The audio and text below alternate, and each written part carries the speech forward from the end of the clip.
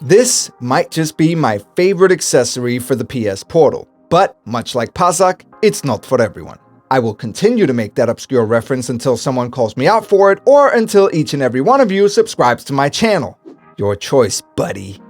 This is the PS Portal charging station from PowerA, or as they call it, the officially licensed PowerA charging station for PlayStation Portal trademark remote player with Lumectra trademark. Because you can't let Temu have all the ridiculously long product names to themselves. Now, PowerA makes a lot of different products for both PlayStation, Nintendo, and Xbox, and the fact that they're officially licensed means you can generally expect the products they make to meet a certain level of quality, at least as far as you personally trust companies like Sony to uphold those standards given their track record.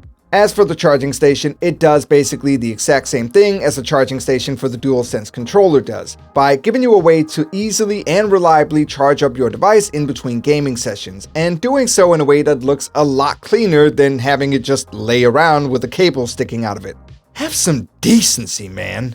It retails for about $38, but I've also seen it on sale for less than that. Now, the TLDR is that this thing is really great, but there are one or two glaring mistakes with this device which might make it one you'll want to skip depending on how you use your Portal, but we'll get to that later.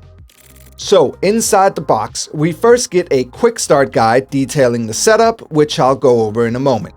Next, there's another box containing a USB-C cable, which is about 5 feet or roughly 1.5 meters long. Then we have a small plastic bag containing a magnetic USB-C charging adapter. And finally, inside this paper bag, we have the dock itself, which looks very nice and definitely fits the overall aesthetic of the original PS5 design language.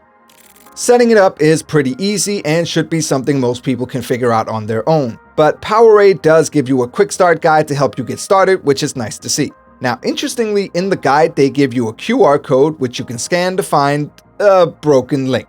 What's supposed to be there is an actual user manual, which they didn't include in the box, which might seem like a choice made for the sake of the environment, until you remember that they packed the 3 items in the box in 3 separate types of containers as if they were trying to hit a quota of some sort. To get started, you plug one end of the USB-C cable into the power port on the underside of the charging station and secure it into this cable hook. Then you plug the other end of the cable into your PS5 or a power brick that's capable of delivering at least 15 watts of power. Next, you connect the magnetic USB-C adapter to the Portal, and now you're good to go.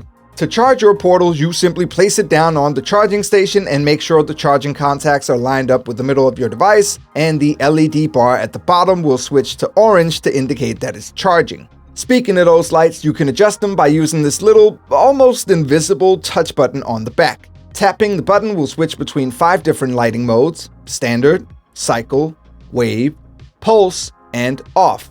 Whereas you can hold down the button to switch between different brightness settings for all of them. Except for the off mode, obviously. So, what are the pros and cons of this charging station? Well, the first pro is how easy it makes it to keep your Portal charged and ready at all times. When I reviewed the Portal a few weeks ago, one of my biggest gripes was that the placement of the USB-C port made it a bit finicky to plug in. Though, again, I'm pretty sure that sentence is the exact phrase you'll see if you look up first world problems in the dictionary. It's not the biggest deal in the world, but it's just inconvenient enough that it could annoy you every time you have to plug it in.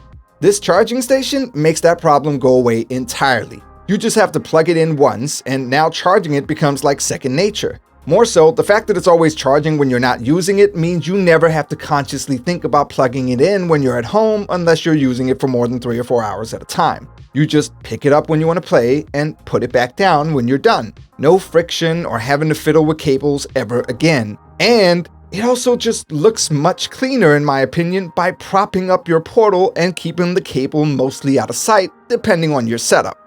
As far as cons, there are 2 big caveats to this thing which might deter you from buying it. The first is that you cannot use it if you have a case on your Portal. Now, I don't have a case myself, but as far as I can tell, any case for the Portal will make this charging station unusable as it messes up the alignment of the Portal even if it's a super thin case. I've even seen one person go as far as to cut a hole in the bottom of his case just so it could fit onto the charging contacts properly, but it still didn't work.